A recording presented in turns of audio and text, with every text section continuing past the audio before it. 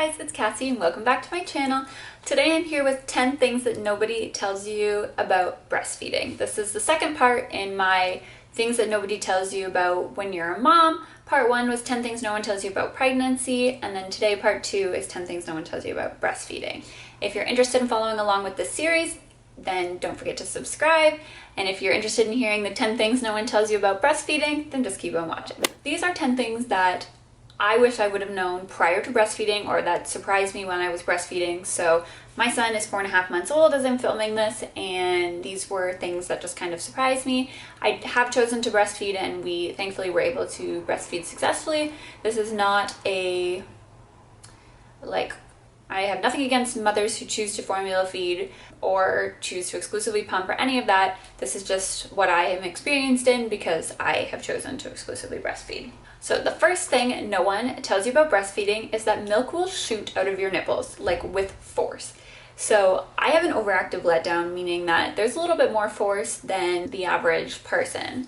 However, I have, talking to other moms, it's not an uncommon thing. If your breasts get too full or your other breast when you're feeding, just as your letdown happens, the milk shoots out everywhere. The second thing no one tells you about breastfeeding, or maybe I'm just not very intelligent, but the milk comes out of multiple holes in your nipples. I had just kind of always imagined the nipple to be like a straw, and like when they suck, milk comes out. But no, it comes out of multiple different holes. Sometimes you can get bits of it coming out of the areola.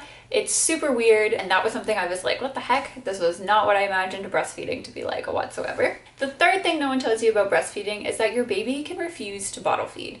So everyone always talks about how babies can be really particular with bottles, and you have to be careful when you're breastfeeding, when introducing bottles, because you don't want them to get flow confusion and prefer the bottle over the breast, blah, blah, blah. But I had never heard of people mentioning the fact that your breastfed baby could prefer breastfeeding and refuse a bottle. So Camden took a bottle up until he was 3 months old, and then all of a sudden decided, screw this, I don't like this, and he only breastfeeds. So it's made it a little bit challenging, and I wish I would have known that beforehand, that that's just something that happens and it's not actually that uncommon. The fourth thing nobody tells you about breastfeeding is that it's not always a peaceful experience.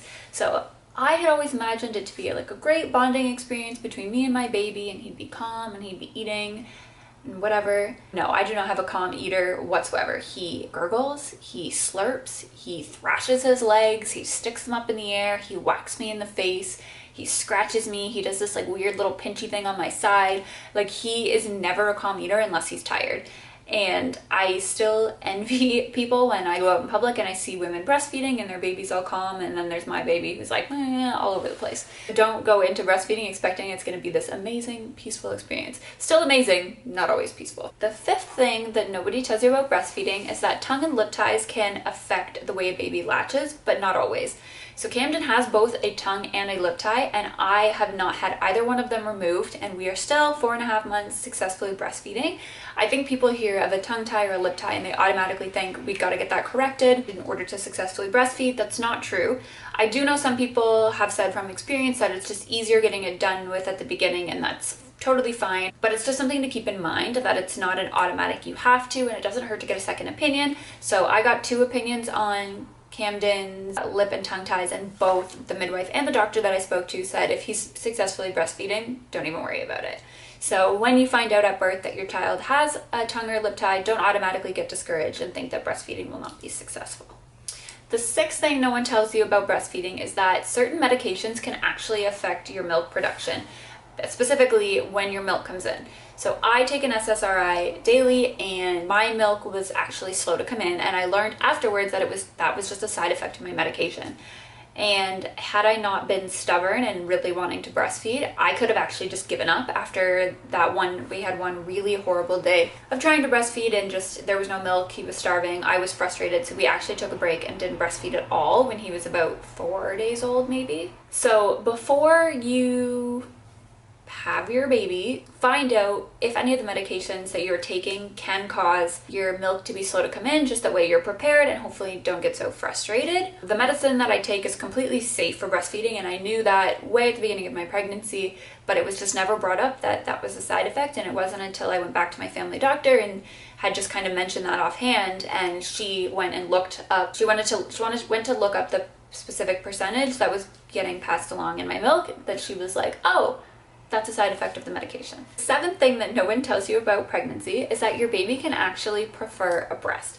So I always thought, if they successfully breastfeed, a boob's a boob, what does it matter? They can prefer one breast over the other, and that's not actually abnormal. Camden doesn't have a preference, but he does go through periods where he will just refuse one of my breasts for no reason. And sometimes I just have to feed him from one side multiple times, or get him to start feeding on one side and quickly switch him over.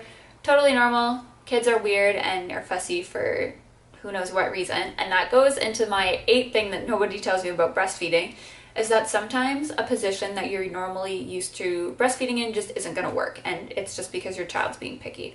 So I normally cradle Camden and just feed him this way, but sometimes he will just scream and scream and scream, and I have to football hold him, and that's the only way I can get him to breastfeed. I hate the football hold, but it's time and time again, there's been times I've had to resort to it because it's the only way I can get him to breastfeed, and it just has to do with him being picky.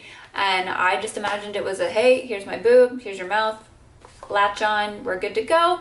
It doesn't always work that way. The ninth thing that no one tells you about breastfeeding is that your boobs are going to leak when you think about your baby, if you snuggle with your baby too close, if you get intimate with your partner.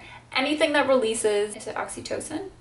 That chemical in your brain is going to cause your breast to leak. It is super annoying. For some women, that only happens during the first 4 weeks while your production is regulating. I'm one of those lucky women that 4.5 months postpartum, it still happens to me. So when I'm feeding him from one side, the other side leaks.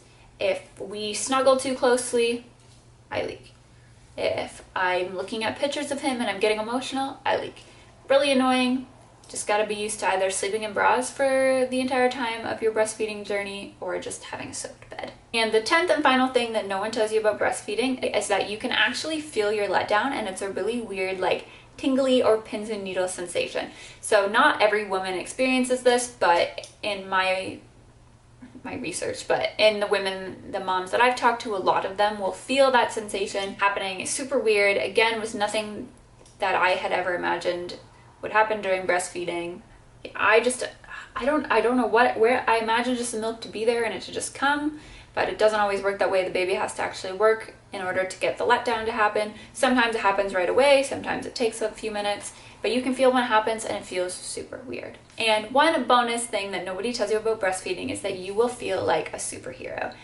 I know whenever I took Camden to a doctor's appointment and he had gained, 2 pounds in 2 weeks, I was like, oh yeah, that's me and my breast milk, and I felt great.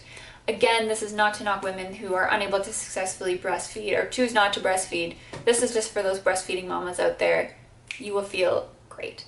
And I do encourage every mother to try breastfeeding, because as much as there's things that I don't particularly enjoy, getting smacked in the face, feeling like a dairy barn when my son was nursing every couple of hours, it is an amazing experience and you will feel like a superhero. So that was the 10 things plus one bonus that nobody tells you about breastfeeding. If you enjoyed this video, don't forget to like and subscribe to my channel. Follow me over on Instagram at Cassie's Corner, and check out my blog, which is linked down below. Until next time, bye guys!